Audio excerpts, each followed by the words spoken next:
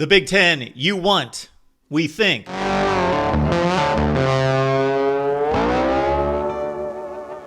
Welcome into the Voice of College Football for the very best in discussion, debate, and analysis. And if you've watched us over the last couple of years since the realignment landscape has completely changed college football, you know that we here at the Voice of College Football only talk realignment when there is legitimate news. Also, only when there is legitimate speculation, meaning when people in power, people with authority, have made comments to lead us to believe that there would be realignment shakeup.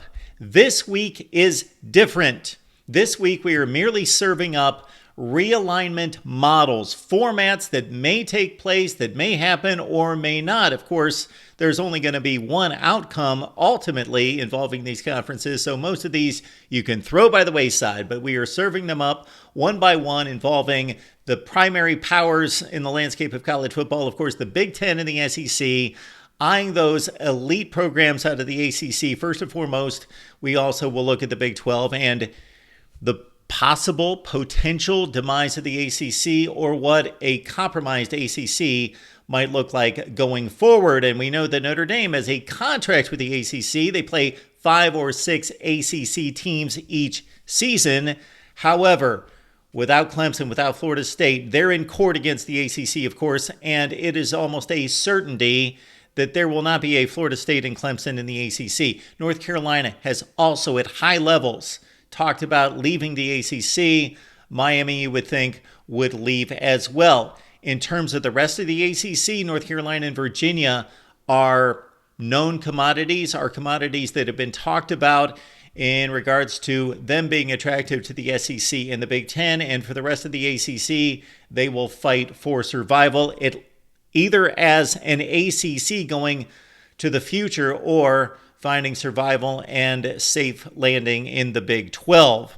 Let's start with Notre Dame, because Notre Dame, again, has had this contract with the ACC for quite some time.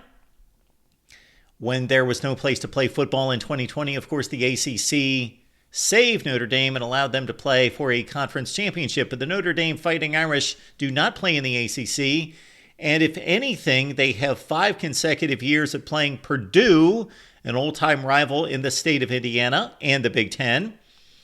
They have just signed a new contract to play home-and-home series against Michigan State, a team that Notre Dame traditionally had played every year.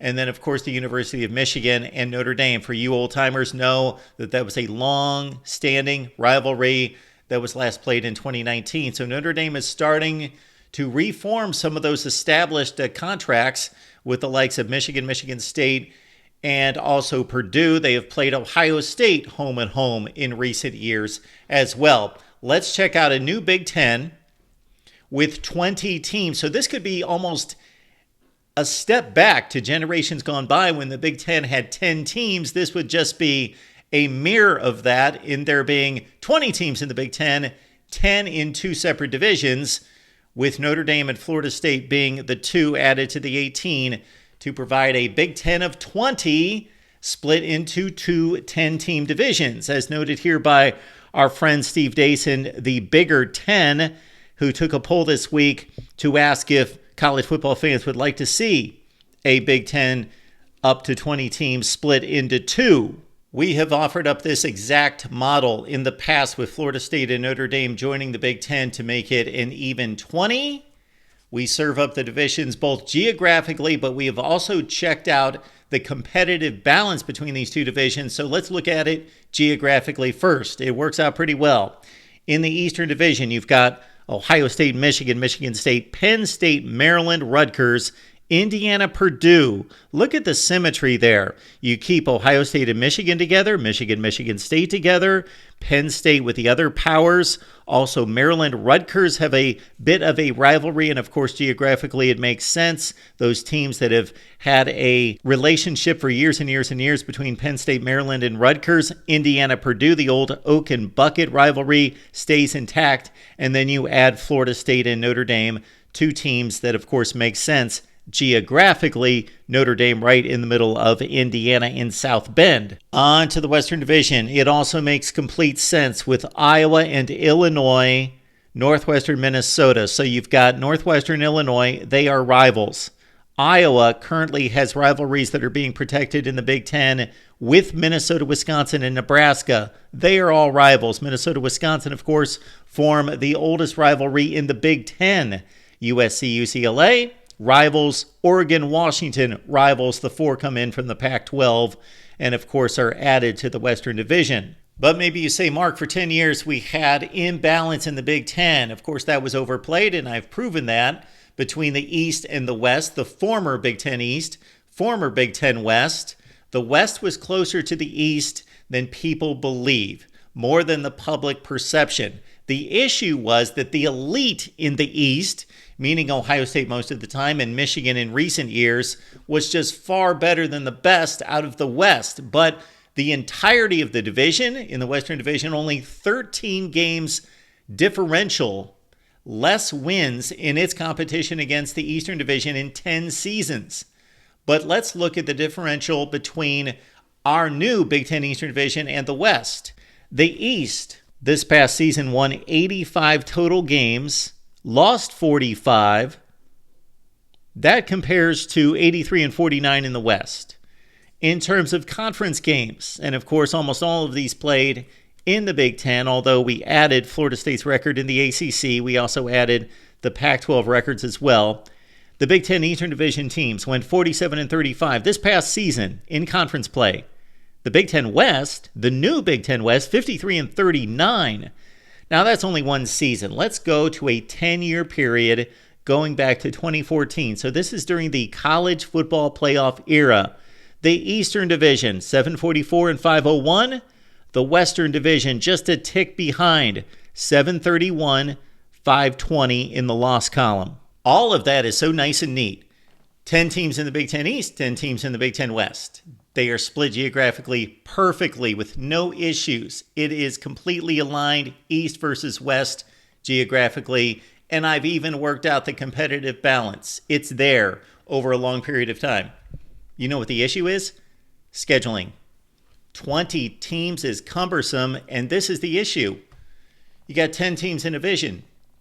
You've got a 9-game conference schedule. Well, you've got to play everyone in your division to rightly divide the teams and, of course, create a tiebreaker situation head-to-head for a division championship if needed. So you've got to play everyone in your division. Well, that's 9 teams. Therefore, you would never play anyone from the opposite division unless you played in the conference championship game. So those would be the only teams from the East playing the team from the West. 1 game. So consider this. For those lesser teams in the Big Ten, they would never play anybody else in the Big Ten. So we could consider that the series between Ohio State and Illinois, for example, or Michigan, Minnesota, one of the longest standing rivalries in college football. Sure, there's been a setup over the last 10 years in which Michigan and Minnesota have not played on occasion, but they would never play unless Minnesota pulled off a miracle and made it to the Big Ten championship game. So that is an issue. You have to play other teams within your conference. You can't just solely play those 9 teams in your division. My only slight remedy to that would be cut the non-conference schedule to 2 games. Play a 10-game conference season and at least rotate 1 game versus the other 10 teams in the Big Ten, and you would play them once every decade. Not a great solution. If you've got a better one, and maybe it involves having 4 divisions of 5 teams each, but then you complicate the conference championship race and how you determine the conference title game with 4 divisions and 5 teams in each division. That's the Big Ten with 20 teams, including Florida State and Notre Dame. There will be other divisions. There will be other conferences to conquer here at the Voice of College Football. So we just got started, because I know I'm going to see some comments down in the comment section below that say, Mark, this is not the way it's going to happen. We understand that. This is only one version. This is the first one we offer up. It is realignment week here at the Voice of College Football. Would love to hear from you. Leave those comments down below. Please subscribe and, of course, hit the like button right here at the Voice of College Football.